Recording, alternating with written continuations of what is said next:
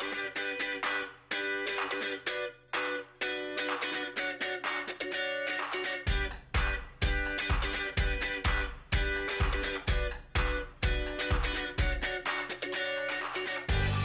buenas, bienvenidos a un nuevo capítulo de A la Liga con Jueguin.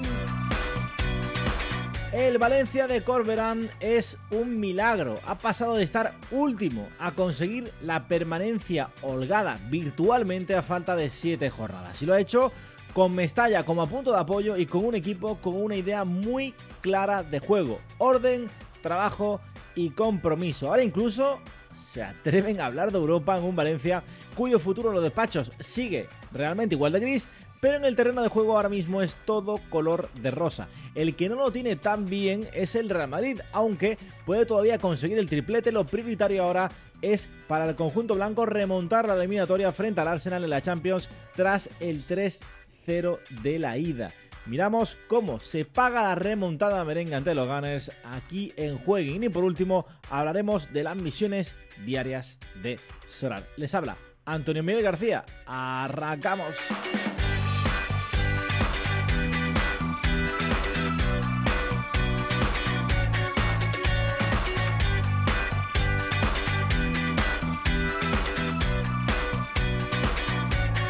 Semana de mucho fútbol, las que quedan ya para finalizar la temporada. Quedan apenas, mes y medio para que se acabe el pastel, para que se acabe todo lo que ha sido un año futbolístico realmente interesante, realmente estresante por partes. Y ahora llega lo mejor, ¿no? Cuando se disputan esas finales. Ya no hay partido que sea... que no sea interesante, porque en la mayoría de ellos hay mucho estrés de por medio. El que no tiene estrés, no lo veo con mucho estrés hoy, por lo menos, es Javi Rando. Javi, ¿qué tal? Muy buenas.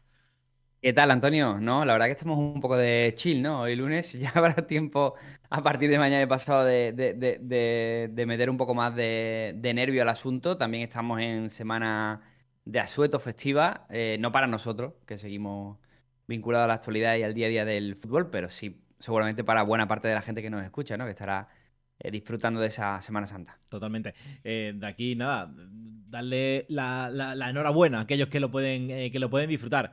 Nosotros, de quien sí estamos disfrutando, Javi, es el Valencia, del conjunto de Corberán, que desde que llegó, la verdad es que ha revolucionado un poco, ¿no? Y voy a tirarte así de primera para abrir un poquito el debate, el análisis del conjunto. Che, algunos datos. El Valencia había sumado 12 puntos en 18 jornadas, 12 puntos en 18 jornadas, que son pocos, ¿eh?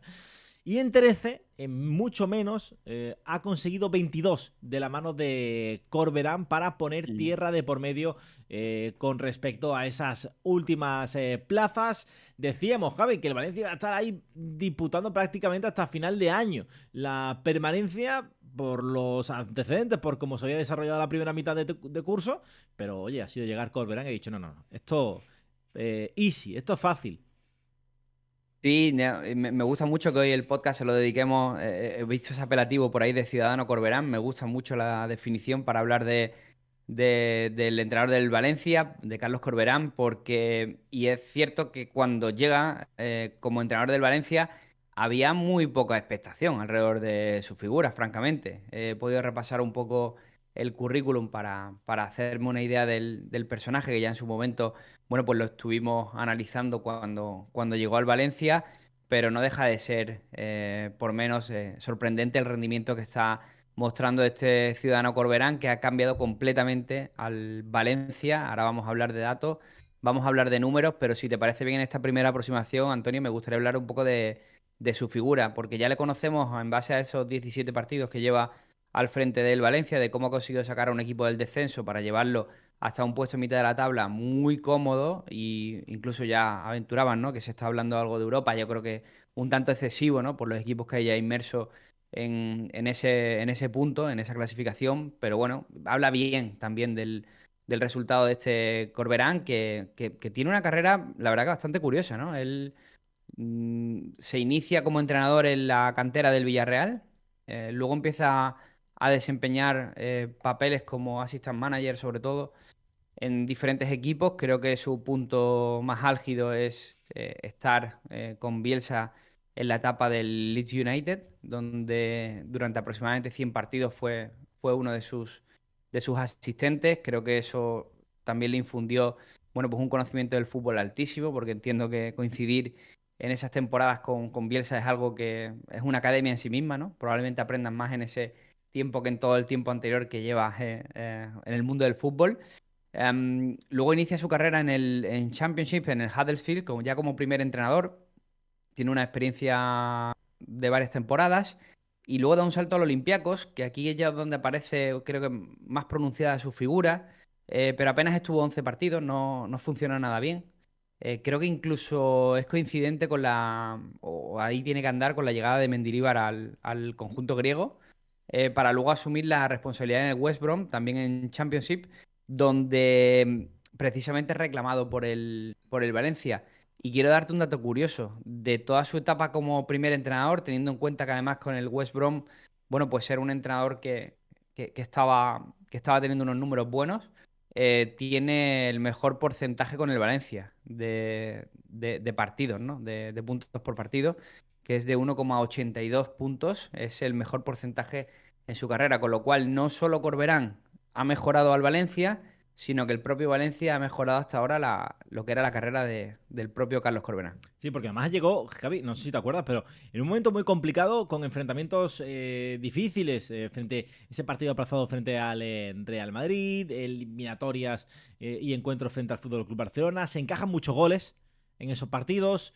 La crítica pues es incesante, ¿no? También, porque, bueno, a pesar de que tampoco realizó grandes cambios en el 11, fue un poco, no voy a decir traumática su llegada, pero complicada, con ciertas piedras en el camino.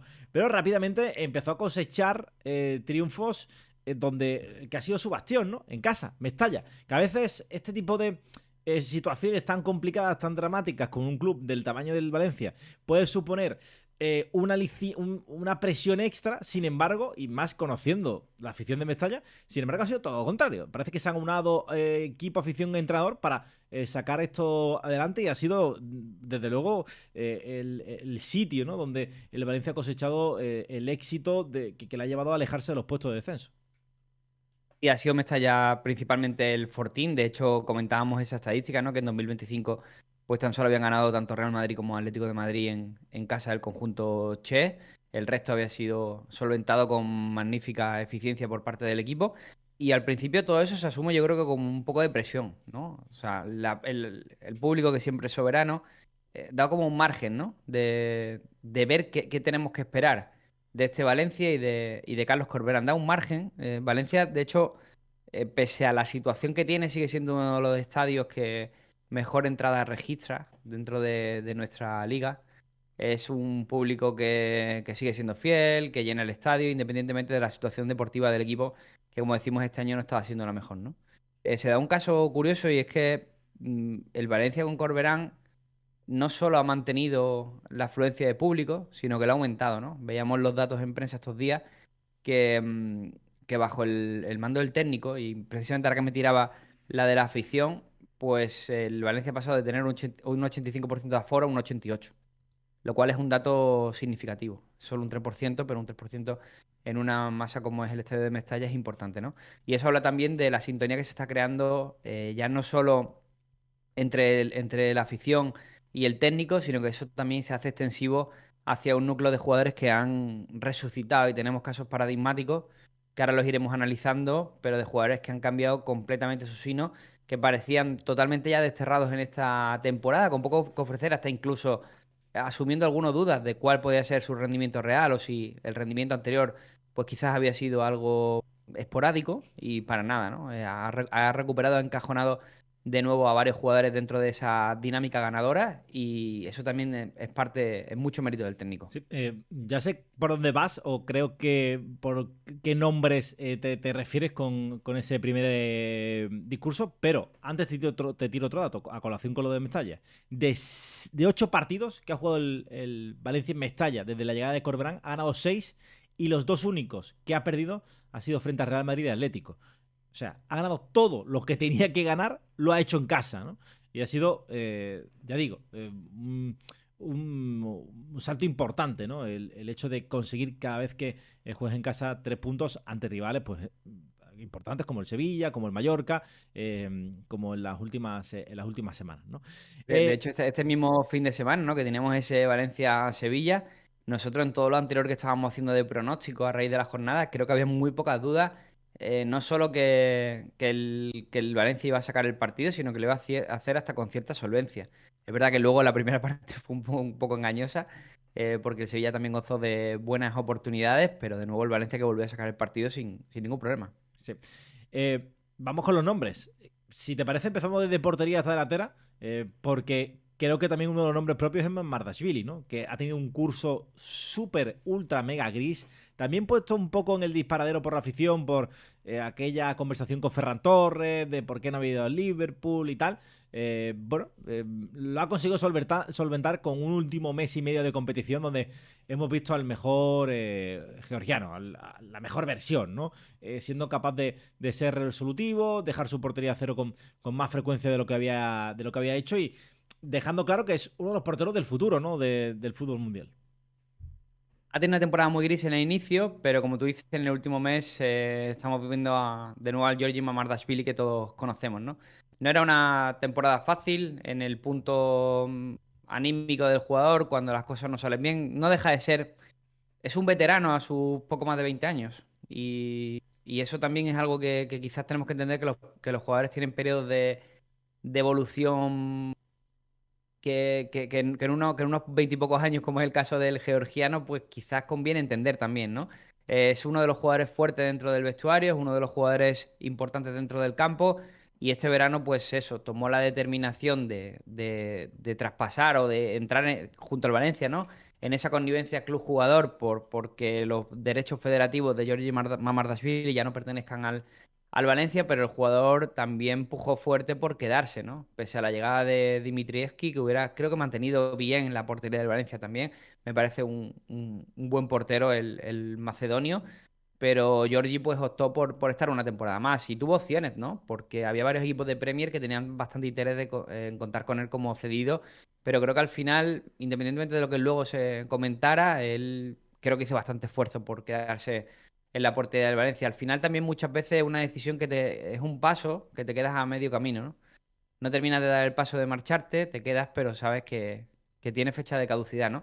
Y creo que quizás todo eso, más el hecho de que no comenzara el equipo bien, con una buena sintonía, que luego se rompiera, ¿no? El vestuario con Pipo Baraja, no porque pasara nada tampoco, sino porque directamente el equipo no funcionaba y el entrenador no encontraba soluciones. Y creo que eso le afectó enormemente a un Mamardashvili que perdió la confianza. Y una de las peores cosas que le puede pasar a un portero, por mucho que tenga unas cualidades tremendas como el georgiano, es perder la confianza. Creo que en otras posiciones no se suele notar tanto, pero en la portería es determinante. Y en este último mes creo que se ha visto que primero el crecimiento ha sido de todo el equipo en general y que luego ha habido jugadores a los que le ha costado un poquito más, como el caso de Giorgi, pero que en este último mes está siendo otra vez de nuevo un portero imperial. El otro día contra el Sevilla, de hecho, mantiene la portería cero gracias a un partidazo que nos recordó, pues precisamente a lo que le ha hecho valer para ser nuevo portero de la Premier la próxima temporada. Sí. Otra de las líneas que yo creo que es la línea en general, porque luego hablaremos más de nombres propios, pero creo que la línea que más se ha visto beneficiada con la llegada de Corberán, y es la defensiva. Hemos visto un nivel, no voy a decir de segunda división, porque sería muy fuerte, pero hemos visto un nivel de Mosquera muy bajo en la primera parte de la temporada. El de Tárrega también muy, muy, muy bajo. En líneas generales, toda la línea defensiva ha hecho aguas durante buena parte del curso. Sin embargo, Corberán, no sabría decir exactamente cómo, pero ha dotado de fuerza esa línea defensiva, convirtiendo a jugadores como Fulquier también en bastante seguros en el apartado defensivo y oye, ha echado el cerrojo, ¿no? Nosotros que nos dedicamos al fantasy hemos visto como jugadores como Mm. Tárrega han multiplicado sus prestaciones en las últimas semanas de forma brutal, ¿no? Igual otro jugador también que no lo tuvo fácil, el caso de Tárrega, ¿no? Porque él venía de segunda división, de hacer una buena temporada con el Valladolid. Y lo primero que se encuentra es un equipo prácticamente destruido, que no funciona. Y también hay posiciones, volvemos a repetir lo mismo, que son más sensibles que otras en cuanto a esto. Y claro, la de central es determinante, ¿no?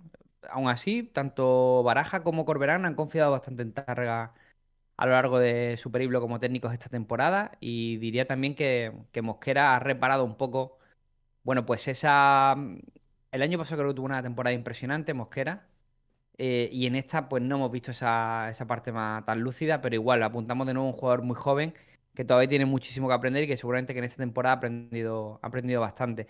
Me da una pena también Jarek, porque me parece un grandísimo jugador que se ha quedado al final también en ser un parche sustitutivo en ciertos momentos y que también ha tenido episodios muy críticos durante la temporada. Pero es que al final, si te fijas, estamos yéndonos apuntando a jugadores muy jóvenes, ¿no? Luego recuperó a Diacabí a partir del inicio de 2025 para incorporarlo también en veteranía. Ha tenido sus momentos de que había a lo largo de esta temporada, de estos partidos que ha podido jugar, también siendo importante. Aquel gol contra el Real Madrid, por ejemplo, que valió ponerse por delante en el marcador, un gol prácticamente psicológico.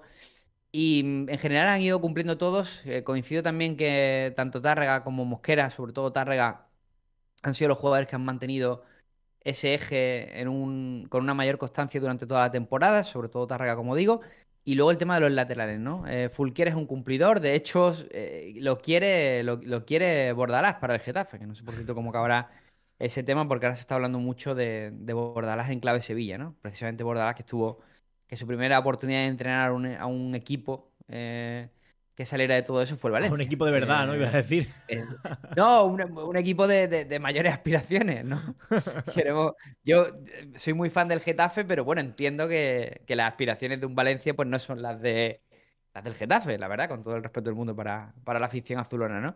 Y ahora podría llegarle esa oportunidad. Pero bueno, que estaba hablando de Fulquier, que también, bueno, pues le tocó sustituir a Thierry Correia, ¿no? Que es una pena esa lesión, toda la temporada.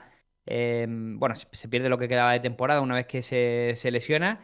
Y luego en la izquierda hemos visto lo mismo con Gallá, ¿no? Gallá cuando está es un grandísimo jugador, es un tío que aporta y es el capitán y es un jugador diferencial en el Valencia, pero el problema es que ha sido que de nuevo hemos tenido una temporada de Gallá de muchísimas lesiones de forma recurrente. De hecho, si te pones a analizar la defensa de Valencia, mucho mérito de nuevo al técnico. A mí me parece que es de las posiciones más sensibles y que más necesita mejorar este equipo. Porque las alternativas a los titulares son muy, muy flojas. Max Arons lo vi un poquito en el partido del Bernabéu, pero tampoco me pareció nada el otro jueves. Jesús Vázquez tampoco ha terminado de demostrar el potencial que esperábamos de él. Como te digo, Yarek se le ha quedado un poco larga esta temporada de estreno, siendo un jugador que yo creo que va a impresionar en el futuro. Y bueno, muy debilitado con esa lesión también de Thierry y las puntuales de Gallá. Y saliendo del centro de la línea defensiva, yo creo, Javi, que tenemos que destacar dos, tres nombres propios de centro campo para arriba. Bueno, uno en la dupla Barrenechea-Javi Guerra. Javi Guerra que demostrando ser el jugador por el que el Atlético estaba dispuesto a pagar 30 kilos el pasado verano. Barrenechea siendo una de las grandes sorpresas y después, bueno, Almeida que parece que ha dado un paso adelante, sobre todo en el último mes de competición. Tres jugadores que han sido fundamentales y que deben seguir siéndolo en el Valencia. Ambas tres jugadores sin sustituto. Así que vamos a hablar de cada uno de ellos porque no voy a reparar en Iván Jaime, que llegó en el mercado invernal y ha aportado entre poco y nada. Venía en teoría para meter un poquito de guerra en esa posición de media punta a Almeida y tuvo su oportunidad, pero luego una lesión también le ha dejado bastante fuera. El otro es, no sé qué pasa con Pepelu de un año a otro. Ha pasado de ser para mí el mejor jugador del Valencia a un Pepelu prácticamente irreconocible. Y luego Hugo Guillamón, ¿no? Hugo Guillamón que igual me parece también una salida cantada del Valencia porque no ha terminado de tener ningún tipo de progresión a lo largo de estos años, ¿no? Sin embargo, Javi Guerra, pues desde que llegó Corberán, pues prácticamente no, titular todos los partidos y cambiando radicalmente su temporada, ¿no? Como digo, titular todos los partidos con Corberán fue de las primeras determinaciones que tomó el técnico. Y han sido 2 goles y no recuerdo ahora el número de asistencias, pero un Javi Guerra que creo que esta temporada me da la sensación de que en verano pues van a volver a llamar a su puerta porque su temporada de estreno hace 2 fue una pasada, lo de Javi Guerra, fue una locura. Y también es otro jugador que también habla un poco de la juventud de este Valencia, ¿no? Como apuntamos al caso de Yare, como apuntamos incluso al caso de Giorgi, que son demasiado jóvenes, son jugadores que también tienen que tener sus picos de rendimiento. Pero con Corberán ha habido un cambio espectacular de Javi Guerra. Y Barrenechea para mí creo que es la mejor cesión que ha tenido el Valencia en los últimos años, claramente. Jugador que venía del Aston Villa, que venía a crecer como futbolista y son ese tipo de cesiones que son ideales. Te ocupa un puesto que no tenías cubierto, o bueno, que se tenías cubierto pero que hay una bajada de rendimiento de Pepe Lu considerable y encuentras un Enzo Barrenechea que para mí incluso te diría que dentro de todo el Valencia está siendo para mí el mejor jugador, ¿no? Y habla bien también de ese scouting de Aston Villa, que es uno de los clubes más potentes del continente. De hecho, está en esos cuartos de final por méritos propios. Y claro, ha venido un jugador de quilates, además en formato de cesión, lo cual es interesante para el club. Y André Almeida que ha ido de menos a más, ¿no?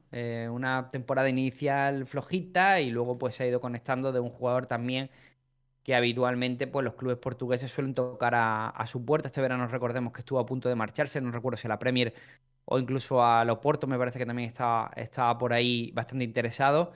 Y le hemos visto una muy buena versión, sobre todo en estos últimos 2 meses, y eso el equipo pues, lo agradece. Un jugador de su calidad, pues no le sobra este Valencia. Sí. Y ya por terminar, el ataque, ¿no? Con Diego López marcando goles como churros, siendo muy importante en las últimas semanas, un futbolista pues, sobre el que puede edificar un proyecto el conjunto Che. Y arriba Sadik, la aportación de Sadik, que si bien ha sido un poco Sí. muy de altos y bajos, ¿no? Muy irregular, pero ha tenido Quizás, chispazos donde ha sido muy importante, ¿no? quizás decepcionante en los goleadores, ¿no? Podríamos también Sí, puede decir, ser. ¿no? Que quizás había gente que esperara que el rendimiento goleador de Sadik fuera mayor, ¿no? Al final, los goles que lleva con este Valencia son 4, si no me equivoco mal. Ese doblete contra Osasuna, marcó ante el Valladolid y marcó ante el Villarreal.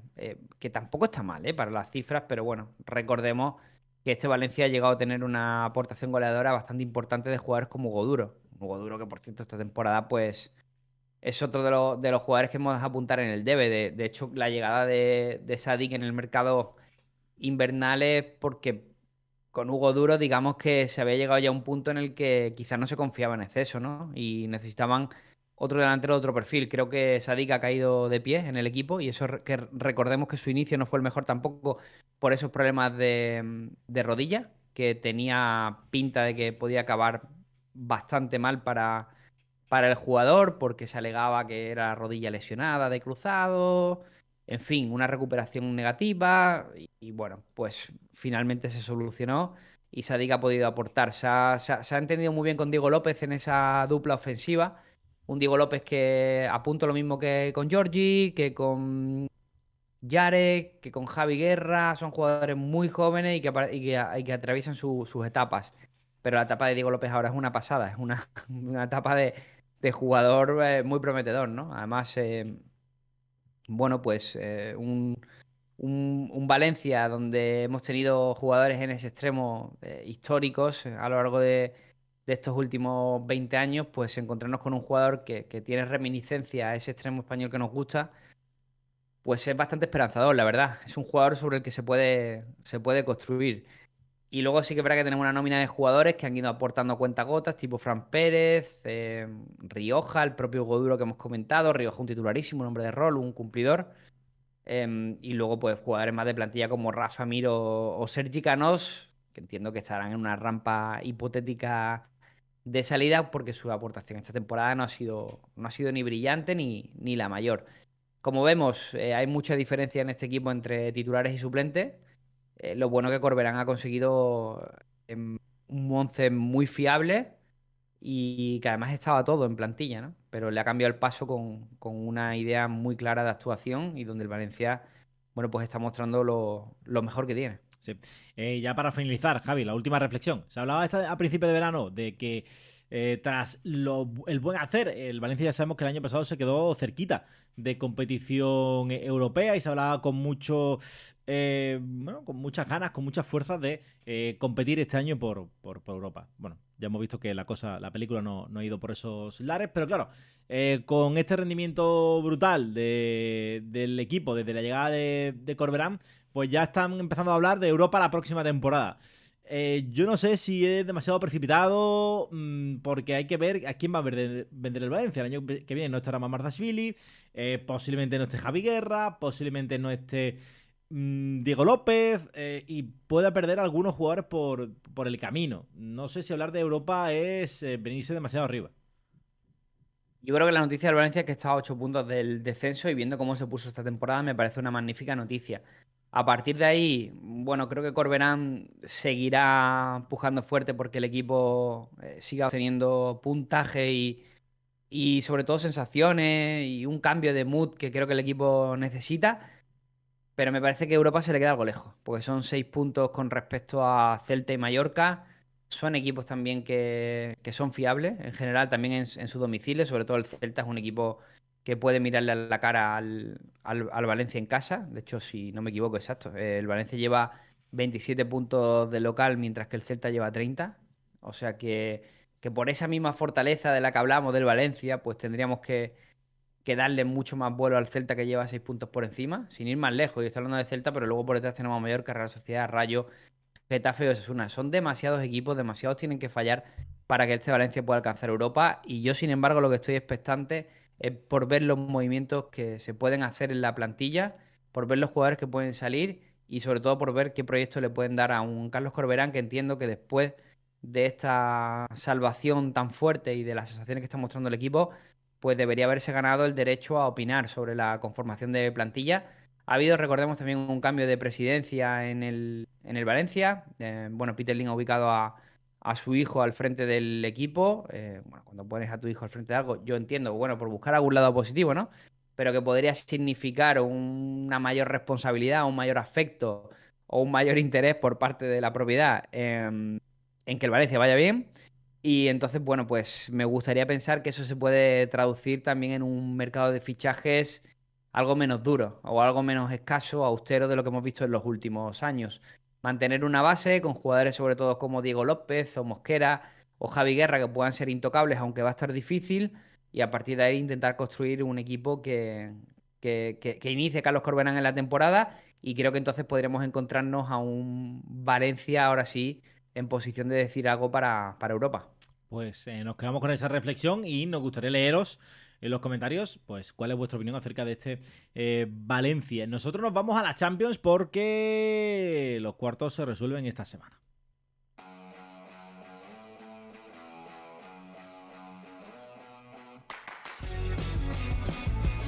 Real Madrid Arsenal. El Arsenal Real Madrid acabó con 3-0, con Declan Rice como protagonista, metiendo chirlos como el que va andando por casa. Y con una promesa, la promesa de que el Madrid, el Santiago Bernabéu, son los 90 minuti molto longhi, ¿no?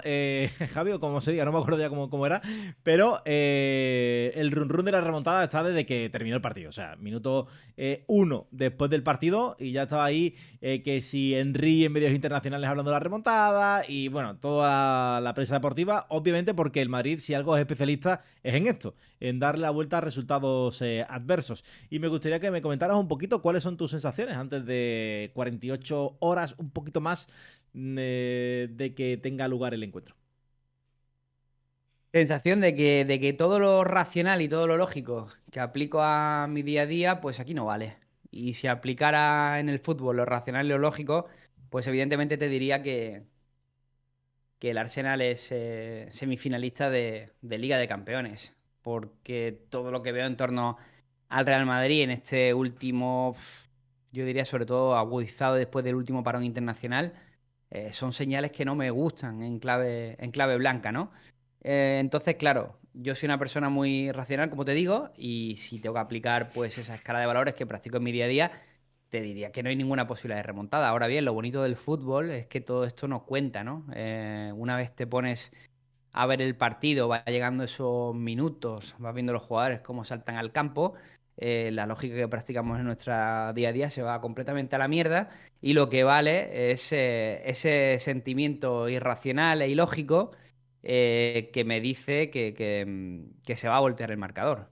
Pero como que creo que sentiría casi cualquier aficionado y sobre todo lo que estoy viendo y es compañeros, amigos míos que no son aficionados del Real Madrid, sino lo contrario, y que están pues apostando, no sé si en Joaquín o dónde, pero a que va a haber un volteo de eliminatoria. Creo que al final toda esta mood, no sé hasta qué punto. A ver, yo creo que tampoco queda otra. O sea, me refiero.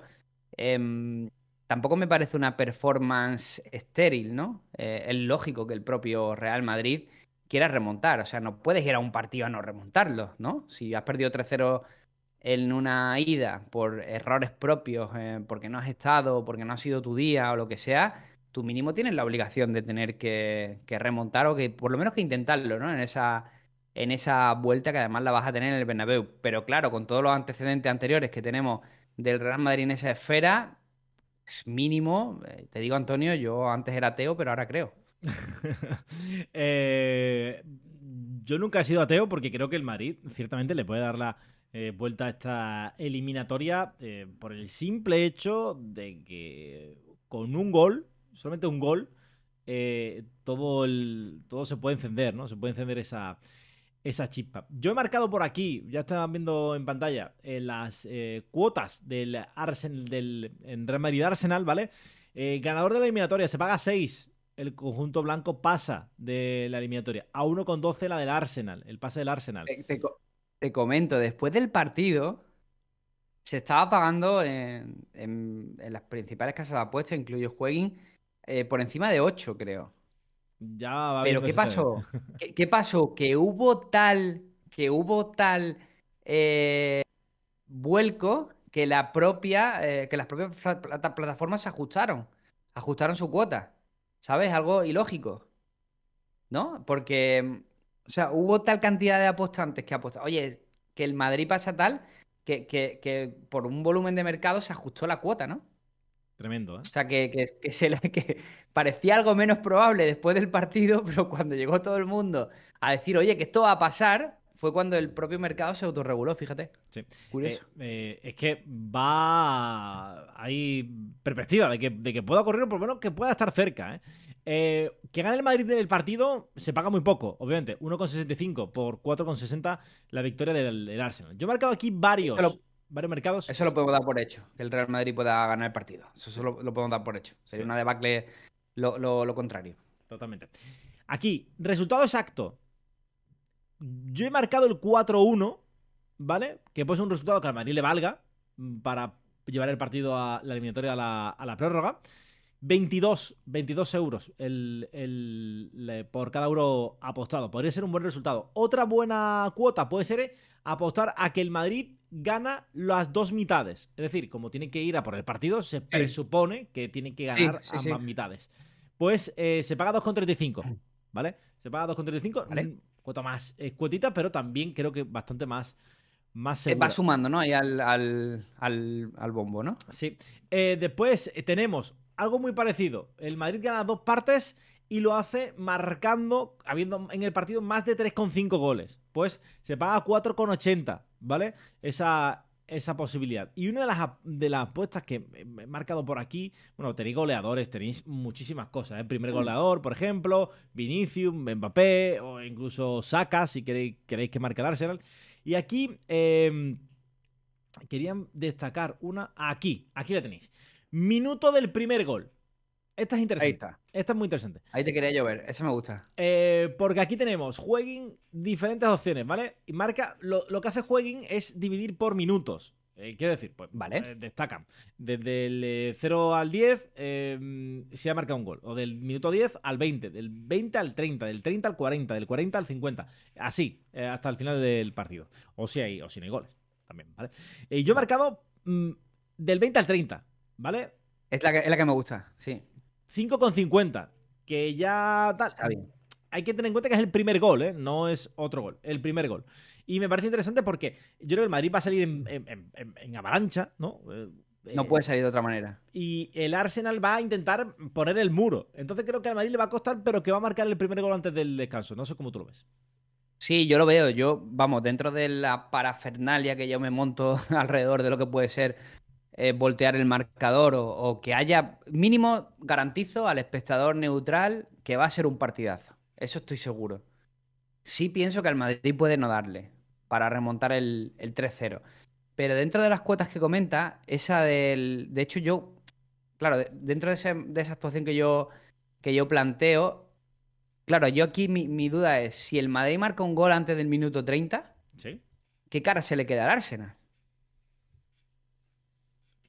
Que es Complicado. donde yo le meto, que es donde yo le meto la opción de remontada del Real Madrid. Y es ponerse antes del minuto 20 o 30 por delante en el marcador. Entonces, esa que me pones del 20 al 30 me gusta, me gusta. Son unos minutos además donde suele ser caliente. Ten en cuenta que normalmente los entrenadores trabajan por tramos los partidos, un poco para que entiendas, del 0 al 25, del 0 al 20 y algo, del 20 y algo al 40 y pico.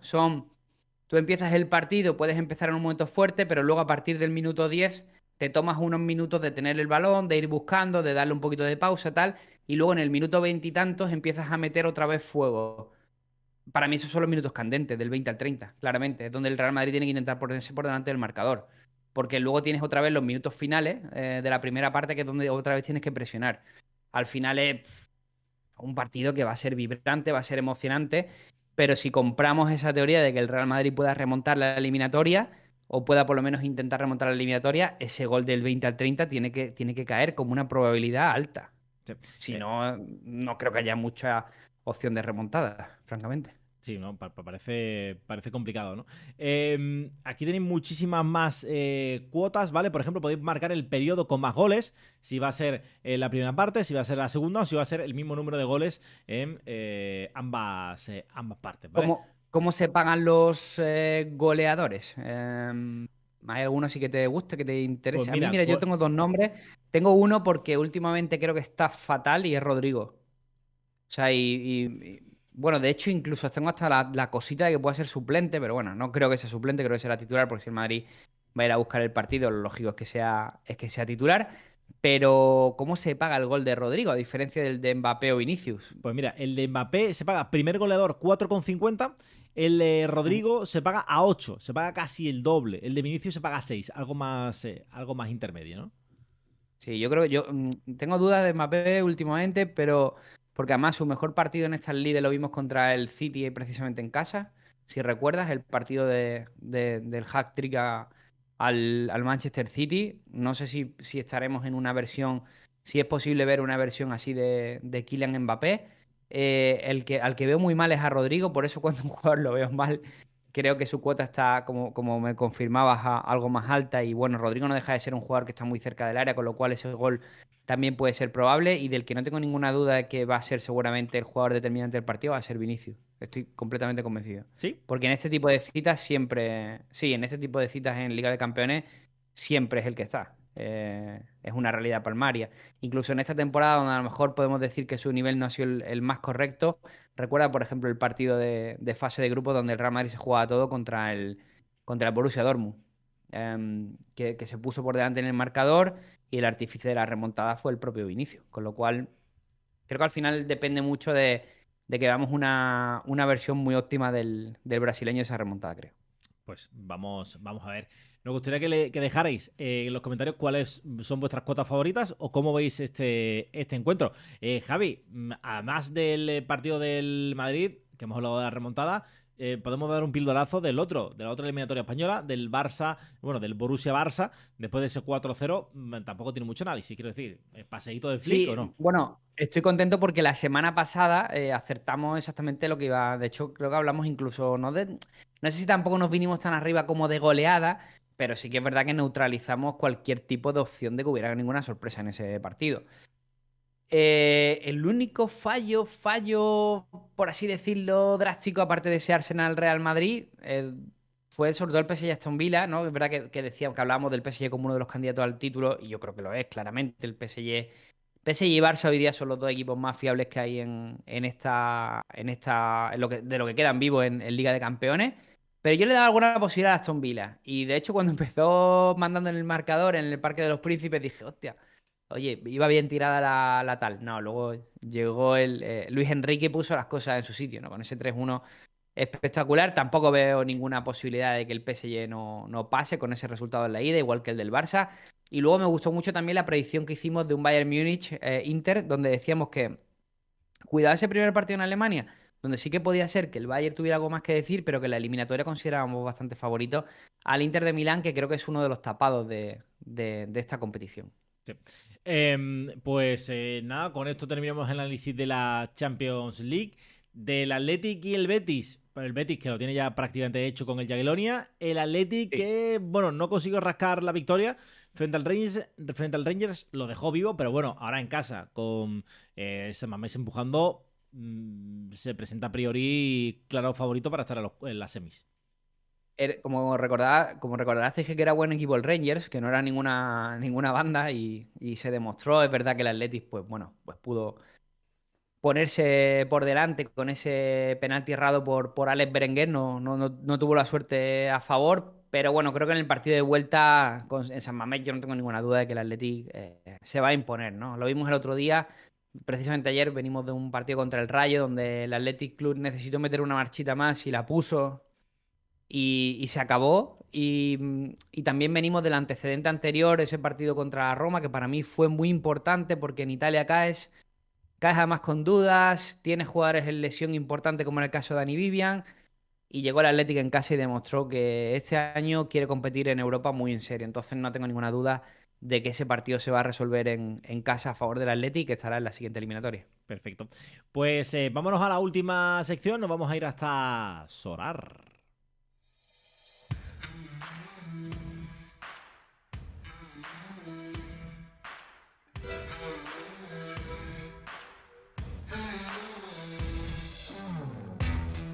Vamos con Mundo Sorar, con nuestro fantasy, el que cada día viene más gente a comentar cositas de Sorar, porque le gusta muchísimo esta sección. Javi, ¿y qué me traes hoy? Y el que cada día está más complicado, ¿eh? Porque he de decir una cosa. De Sorar no te puedes desconectar 5 minutos porque van cambiando el gameplay cada vez más a marchas forzadas, ¿no? Si recuerdas que hace unos meses hablábamos de Solar Rivals como la nueva forma de jugar al Fantasy Diario. A mí me gustaba Solar Rivals, pero bueno, justo estamos en la semana de su final, de su cierre, ¿no? Solar ha decidido eliminar Rivals y precisamente esta es su última semana donde se va a hacer una competición para todos, donde va a haber premios, sobre todo en merchandising por sorteo y bueno, vamos a pasar a otra etapa de Solar donde una de las cosas que más valor están cogiendo son, bueno, pues los retos, ¿no? Las misiones que le han llamado, que precisamente las tenemos en este panel, Antonio, que te enseño y vamos a explicarlo un poco porque seguramente muchos usuarios, mucha gente que juega al juego la ha encontrado y no le está dando quizás la importancia que debería. Entonces, si te parece, podemos repasar cómo se estructuran estas divisiones y cómo podemos jugar. Una En muchas preguntita, Javi. ocasiones, pues ¿Es, sí. ¿Es casualidad que Declan Rice sea la portada, el número uno, la foto principal? ¿O? Lleva toda la temporada. Lleva Ah, toda la vale, vale. temporada. Ya sabes que lo que sí me fastidia es que lleva toda la temporada la Premier, ¿sabes? No cambian nunca a la liga. Porque, a ver, Sorar tiene un patrocinio de la Premier, que además, por cierto, es carísimo, ¿vale? Entonces, bueno, entiendo que al final quieren darle mucha importancia, ¿no? Ahí vemos a Haaland, a McAllister, a Cole Palmer, ¿no? Y a Declan Rice, ¿no? Tu nuevo jugador favorito, por cierto, Antonio, que no lo hemos comentado. Y bueno, pues me gustaría que esa pantalla pues pudiera cambiar de vez en cuando, ¿no? Por ejemplo, a la Liga Española, ¿no? O a la Bundesliga, donde también son patrocinadores, ¿no? Pero sí, lleva toda la temporada esa portada. Vale, vale, perfecto. Perdona que No te, la, que- no la han que- que te he cambiado mucho. cortado, que te he cortado, perdona.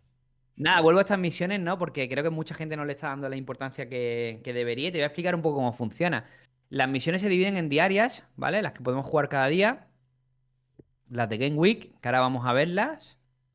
Y las rachas. Las rachas de momento, si te fijas, solo está aplicada para MLS. Pero eso entiendo que es algo que van a aplicar la temporada próxima para ligas oficiales, ¿vale? Las rachas incluyen, además, el pago monetario de ciertos incentivos, si te fijas, ¿vale? Lo que pasa es que para esto yo necesitaría tener un equipo MLS Inciso en que no es el caso. De hecho, esto de las rachas de MLS lo explicamos en un vídeo anterior de la MLS, ¿vale? Lo digo por si alguien quiere retrotraerse. Hoy vamos a hablar un poco tanto de las diarias como Game Week. Por ejemplo, además voy a hacerlo contigo, Antonio. Yo cada día me dice, oye, tienes que elegir 3 jugadores de tu galería, que yo tenga cartas, ¿vale? De los partidos de hoy, que puedan hacer una acción decisiva.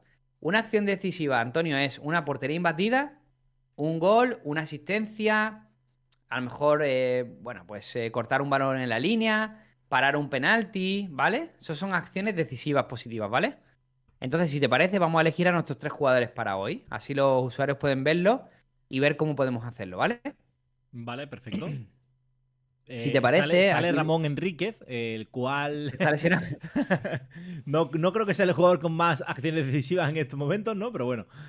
Sí, si te fijas, me coge aquí, pues, todos los partidos que yo tengo cartas de hoy, en estas 24 horas. Me voy a ir al más interesante, que es el Atlético de Madrid-Real Valladolid. Y si te parece, no sé, marcamos que Hombre, Julián Álvarez contra Valladolid pues, algo va a hacer, ¿no? estaría bien marcar a Julián, sí. Vale. Y marco, por ejemplo, a Griezmann también. Hombre, serían dos fichitas interesantes. Incluso, bueno, lo normal sí, titular también te viene muy bien. Pero a Lenormand, por ejemplo, creo que puede hacer buena puntuación, que quizás no es ni siquiera titular. Tengo más opciones, ahora te las enseño, pero no le veo haciendo una acción decisiva, una Ya, claro. asistencia o nada de eso, ¿no? Entonces, tengo la opción del Nápoles, que tengo de portero a Alex Meret, el portero del Nápoles que juega contra el Empoli. En principio podría dejar su portería imbatida y eso sería una decisiva. Tengo la opción de Gabriel Arias, portero del Racing también. Juega Ujú. contra el Aldovisi, pero este juega fuera de casa. Tengo a William, el delantero del Fulham, pero es suplente. Em, William es suplente. la verdad que Madre son mía. las... Sí, William es suplente en el Fulham. Yo creo que la opción más interesante, por ejemplo, es Alex Meret, que es titular, el Nápoles, jugándose esas posiciones europeas, ¿vale? Vale. Entonces confirmaría, ¿vale? Y aquí lo que me dice es que si yo consigo que mis 3 jugadores hagan decisiva, ¿vale? Dice, gana 200 XP por cada jugador que elija, así que consigo una acción decisiva positiva en los partidos de hoy. Si me lo hacen los 3, consigo 600 de experiencia. Y si me lo hace solo uno, pues 200, ¿no? Y 2, 400, ¿vale? Esto sería un poco esta misión diaria que tengo. Que esta la tenemos todos los días, ¿vale? En Solar. Luego, según los días, se van estableciendo otro tipo de misiones. Ahora nos vamos a las misiones de Game Weeks. Y por ejemplo, me he quedado con esta para reclamarla para que la vierais, ¿vale? En las acciones de Game Week normalmente no tienes que hacer nada, ¿vale? Son acciones automáticas. Por ejemplo, en esta, lo que me dijo es que si de mi Game Week algún jugador pues paraba un penalti, pues me daban 5 esencias, ¿vale? Vale. Yo no tengo que hacer nada, simplemente que dentro de mi alineación, pues tuve la suerte de que alineé a Unai Simón, ¿no? Sí, que paró el penalti al Rayo. Aunque luego fue gol, pero bueno, lo paró. Exacto, pero como es penalti parado, pues no nos vale. Voy a reclamar mis 5 esencias, que directamente se vienen ya a mi galería, ¿vale? Aquí, por ejemplo, hay otra de esta mola que dice, tienes que conseguir una acción positiva con un jugador griego en cualquiera de tus alineaciones. Ojo. A ver, esto, como se sabe previamente, pues puedes fichar a algún jugador, no sé, se me ocurre Pavlidis, por ejemplo, el Benfica, o Dubicas, que está ahora en Italia en la Serie A. No, pero bueno, normalmente estas son más difíciles. Yo creo que lo hacen para incentivar un poco las compras y tal. Ahora bien, si tu jugador hace una decisiva, te dan directamente $5 de crédito para poder gastar dentro de la plataforma, ¿no? Y luego tenemos la de remontada, que dice, consigue 2 acciones decisivas positivas con un jugador de Real Madrid, Bayern, Dortmund o Aston Villa en cualquiera de tus alineaciones. O sea, los equipos que han perdido, ¿vale? Vale. Em, si tú tienes en tu alineación, por ejemplo, Vinicius o Rodrigo y uno marca y otro asiste, pues te darían $10 en créditos, ¿vale?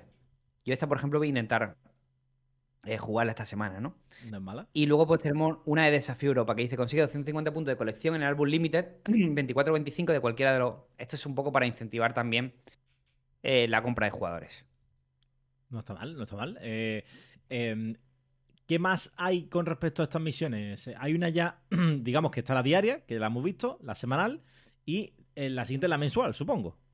¿O no? No, no tenemos más. Son solo de Game Week y diarias, ¿vale? Vale, Y luego están estas rachas que afectan a competición, que como vale, digo, vale. de momento solo están para la MLS.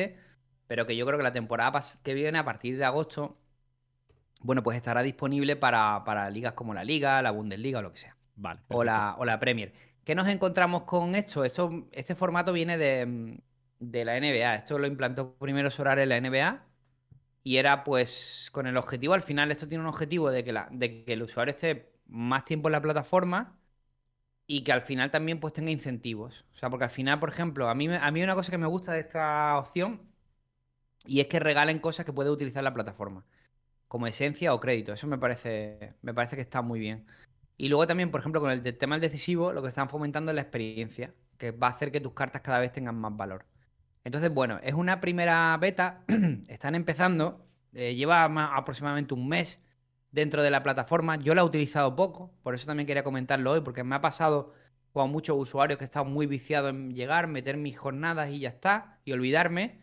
Y entonces al reparar en que esto me estaba dando premios, muchas veces, como en este caso de Unai Simón, sin hacer absolutamente nada, ha sido cuando he querido, bueno, pues parar un poco, venir con todos nosotros y contarlo un poco para que la gente también lo supiera y lo tenga en cuenta.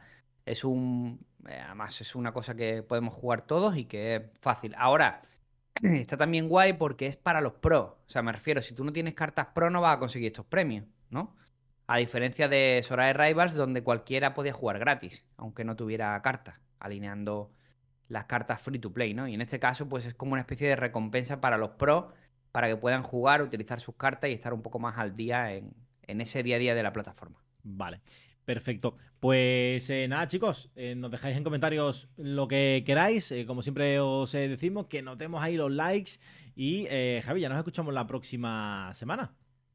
Eso es, el próximo lunes departimos, campeón. Sí, pues ahí analizaremos qué es lo que ocurre en la Champions, en la Liga y, como siempre, en el mejor fútbol de pues, nuestro fútbol, por supuesto. Nos vemos. Chao, chao, chao, chao. Un abrazo, chao, chao.